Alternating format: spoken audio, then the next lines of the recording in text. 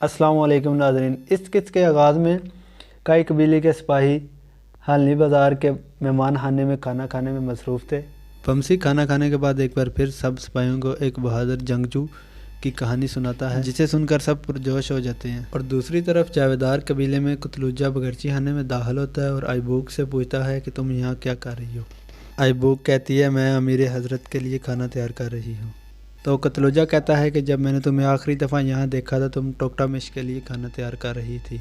तो आइबूक कहती है, अल्लाह उन पर रहमत करे, वो बहुत मासूम आदमी थे। मैंने सुना है उराल साहब ने समून को मारकर उनका बदला ले लिया। कुतलुजा कहता है, अगर उस मासूम को जहर देने वाले हाथ यहाँ ना होते तो समन कामयाब ना होता।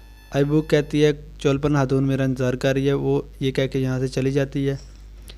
इसके बाद अगला दिन शुरू हो जाता है और हाली बाज़ार के मेहमान खाने में गवर्नर की दावत का इंतज़ाम हो रहा था और सिपाही खाने वाली चीज़ें मेज़ पर लगा रहे थे। तुर्गे दीवान को कहता है कि बाज़ार में हर आने जाने वाले पर नज़र रखो। और दूसरी तरफ अर्तुल भी हकीम अर्तु को कहते हैं कि आपने सब एहतियाती तदबीर कर ली हैं। तो हकीम अर्तु कहते हैं, जीर सरदार, सब कुछ हमारे कंट्रोल में है। और अर्तुल कहता है कि आज का दिन बाज़ार के ताजरों और यहाँ के लोगों के लिए बहुत ज़रूरी है। हकीम अर्तु कहता है कि मुझे सादीन के बारे में फ़िक्र है कि वो कोई मसला पैदा ना करें। अर्तुल कहता है, वो और उलाल दोनों मिल गए हैं, अब वो दोनों मिलकर कोई फितना पैदा करने की कोशिश करेंगे, लेकिन उन्हें करने दे, अल्लाह हमारे साथ है। इतने में अब्दुर्रहमान आके बताता है कि गवर्नर और वसूलियत यहाँ पहुँच चुके हैं। दूसरी तरफ जावेदार कबीले में सादीन के लिए खाने की मेज़ सजाई जा रही थी। आइबूक चोलपन को कहती है, कुतलुजा मुझ पर दबाव डाल रहा है और टोकटामिश के बारे में मालूमात लेने की कोशिश कर रहा है। चोलपन कहती है, तुम अपनी ज़बान पे कंट्रोल रखना और कुछ भी अपनी ज़बान से निकलने ना देना, बाकी सब मैं देख लूँगी। दूसरी तरफ गवर्नर मेहमान खाने में पहुंच जाता है और अर्तुल उसका पुरजोशी से इस्तकबाल करता है। हलीना भी हलीमा को गले मिलती है और बमसी को देखकर मुस्कुराती है। फिर वो अपने वालिद को पकड़कर बमसी के पास ले आती है और कहती है, पापा ये है वो आदमी जिसने मेरी जान बचाई थी। तो गवर्नर कहता है, मैं तुम्हारा शुक्रगुजार हूँ बहादुर आदमी, तुम्हारा नाम क्या है। बमसी कहता है, मेरा नाम बमसी अल्प है और अल्लाह की मदद से मैं हलीना को बचाने में कामयाब हो गया था।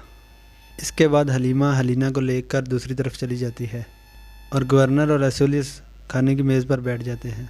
इस दौरान वसूलियत मुसलसल मेहमान खाने का जायज़ा लगाने में मसरूफ़ था। दूसरी तरफ हलीना बमसी की बहुत तारीफ़ें करती है और कहती है कि वो बहुत बहादुर सिपाही है। बानो झिझक कहती है कि वो सिर्फ बहादुर सिपाही नहीं बल्कि नरम दिल सिपाही है। जावेदार कबीले में आइबूक अपने हेमे में मौजूद थी। इतने में पीछे से चोलपन अंदर दाखिल होती है और एक लकड़ी उठाकर ज़ोर से उसके सर में मारती है।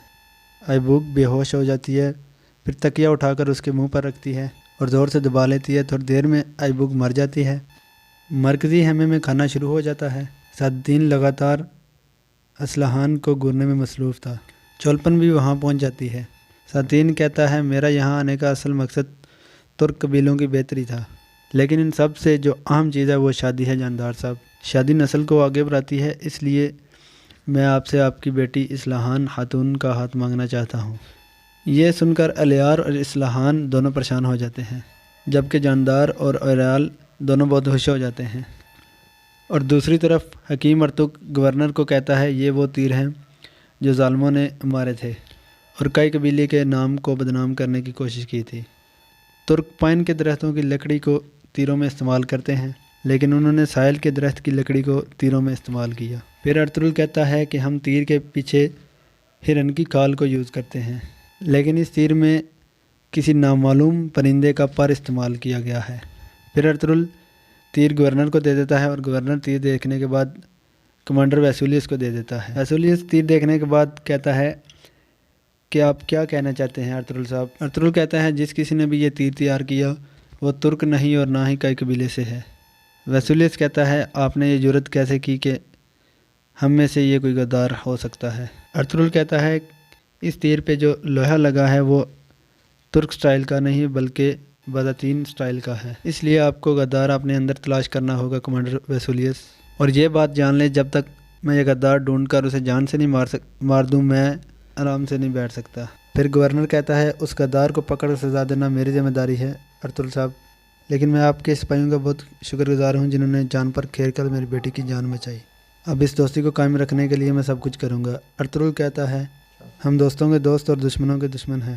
پھر ارطغرل سے مخاطب ہو کر کہتا ہے جیسا کہ گورنر صاحب نے دوستی کا اعلان کر دیا ہے، اس لیے میں نے فیصلہ کیا ہے کالا جیسر کے لوگوں کی جو رقم واجب الادا ہے وہ معاف کر دی جائے گی۔ یہ سن کر گورنر خوشی کا اظہار کرتا ہے، اور دوسری طرف جاویدار قبیلے میں جاندار یہ کہتا ہے کہ آپ نے ہماری بیٹی کا رشتہ مانگ کر بہت بڑا شرف کیا ہے امیر حضرت۔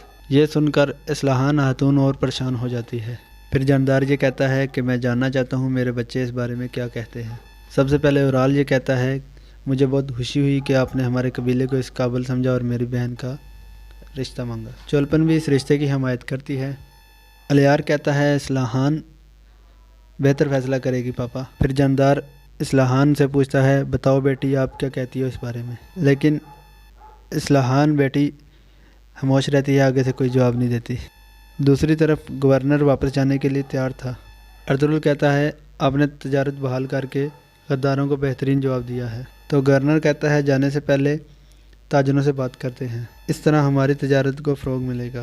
ارطغرل کہتا ہے چلیں پھر سب لوگ پیر کی طرف چلے چلتے ہیں۔